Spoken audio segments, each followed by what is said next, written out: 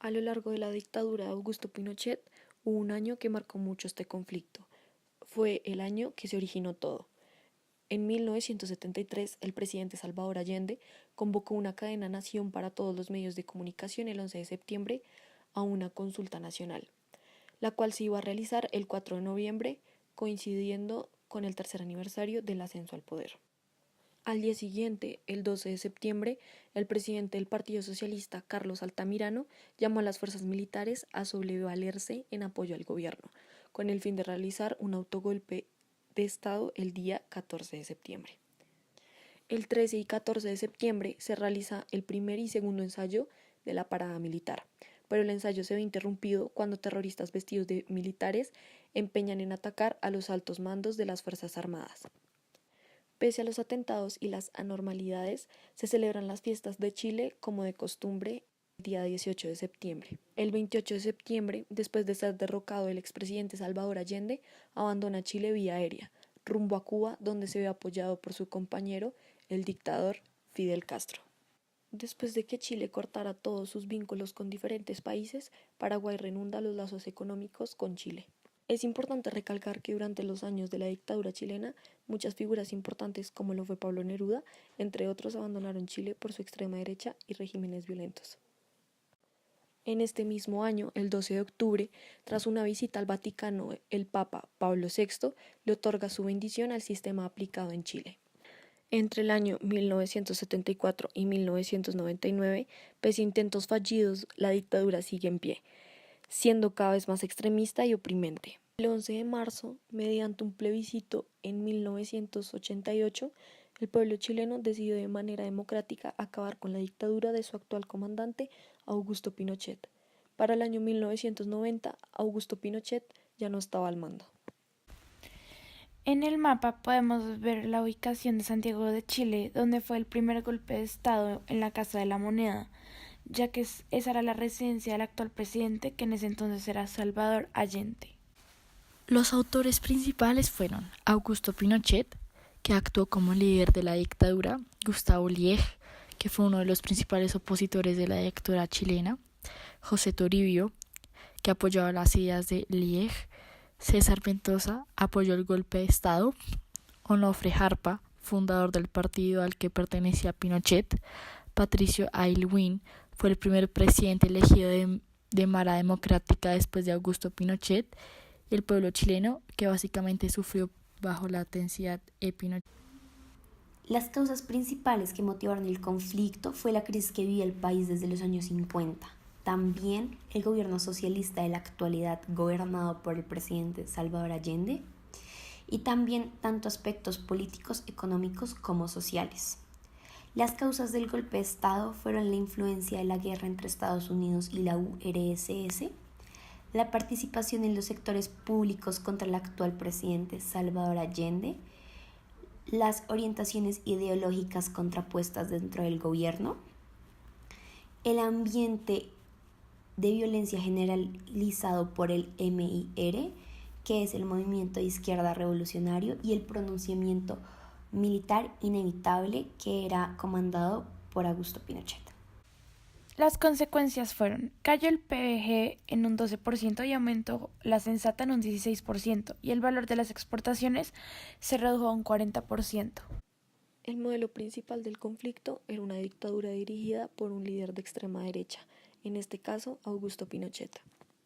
El conflicto finalizó el 11 de marzo de 1990, mediante una consulta popular guiada por el pueblo de manera democrática. Una constante violación de derechos humanos en su máxima expresión llevó al pueblo a revolucionarse a 17 años de opresión y a realizar un plebiscito.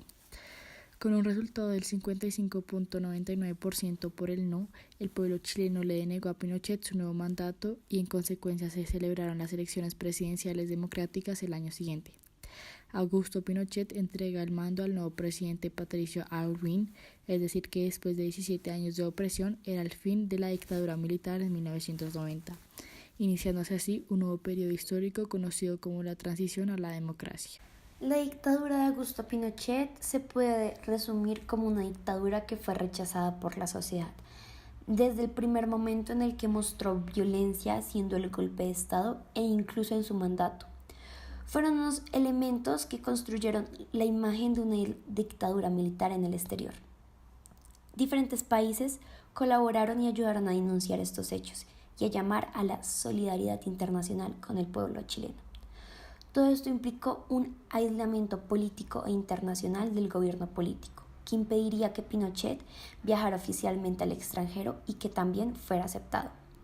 La Junta rompió las relaciones con demasiados países, incluyendo países comunistas como lo eran la Unión Soviética, Corea del Sur, Polonia, Checoslovaquia y muchos más, pero siempre intentó mantener una relación comercial con Estados Unidos, ya que después del atentado a Orlando Leiter del Solar, aumentó su aislamiento político y rompió cualquier otro tipo de relación que no fuera comercial. Adicionalmente, los organismos internacionales que tuvieron injerencia en la dictadura de Augusto Pinochet, que trataron de salvar al pueblo, fueron la Corte Interamericana de Derechos Humanos y la Corte Penal Internacional. Se puede entender como estado final del conflicto el acto impulsado por el pueblo chileno en el que exige una manera necesaria la convocatoria de todo un país a realizar un referendo democrático 17 años de dictadura, para así acabar con una máxima opresión de derecha que regía en Chile en ese entonces.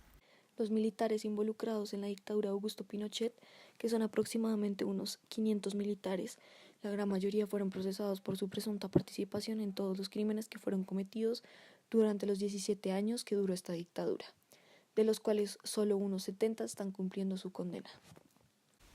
El Centro Internacional para la Justicia Transicional definió a esta como, abro comillas, el conjunto de medidas judiciales y políticas que diversos países han utilizado como reparación para las violaciones masivas de derechos humanos. Entre ellas figuran las acciones penales, las comisiones de la verdad, los programas de reparación y diversas reformas institucionales, cierro comillas. Contextualizando el golpe de Estado que tuvo Chile hace aproximadamente 45 años, es importante resaltar que el proceso de justicia transicional que usó Chile fue muy gradual, o mejor dicho, fue lento. Primero se utilizaron las políticas de verdad y luego las acciones de reparación. Gracias a los impedimentos del dictador Augusto Pinochet como jefe del ejército y el decreto de amnistía, la justicia tardó mucho en ser utilizada. La justicia transicional, que tiene como meta garantizar mecanismos para responder por las consecuencias de un periodo dictatorial. Más estos mecanismos han sido retenidos, y con la idea de dejar el pasado atrás y por un acuerdo social de generar ideas y propuestas para el futuro, se puede decir que la justicia transicional no fue aplicada de la mejor manera en el conflicto de Chile. Concluyendo con nuestra investigación, podemos afirmar que la justicia transicional en Chile, tanto para las víctimas como para los victimarios, no fue la más eficaz, ya que se estaba tratando de pelear contra el mismo gobierno. Pese a esto, el modelo que se usó mencionado anteriormente fue la única manera que las víctimas lograron una justicia a medias.